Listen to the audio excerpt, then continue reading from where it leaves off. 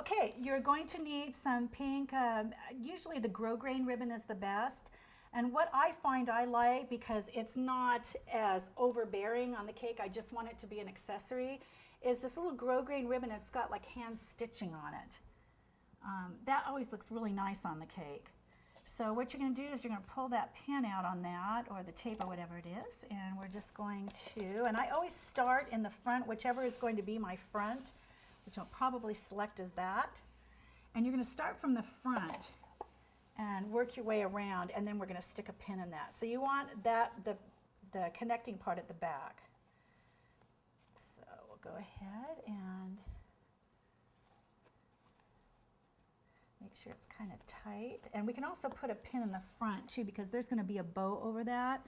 So you want to use the little flat pins, ones that don't have any heads on them. That way it doesn't stick up. Okay, I'll take another pin. Here we go. And we'll put this in the back. Okay. Okay, we're going to cut the ribbon off. There we go. Now we're going to make a little bow. We've just got a little kind of a loose little bow there in the front, very easy to make. And I've plugged in a hot glue gun too, because I like to kind of glue this one. And what we'll do is make a little bow. And what I'm going to do is loop that and then loop it back. And I'm going to cut that piece off because we're going to use that as the front. Make sure your scissors are sharp. Okay. And kind of center it where you think it looks nice. And we're going to put a little hot glue on that. Okay. So I'll stick a little shot in the middle there. Boy, these things are dangerous. There's only one thing worse than that, and that's working with hot and pulled sugar. Okay, so you basically got the loop for that. Then what you're going to do is center this on the front, and then we're going to flip that over. And we'll stick a little glue on that side and fold it over. And the same thing on the back side. Don't need a lot, just enough to, there you go. Okay. All right, I'm happy with that.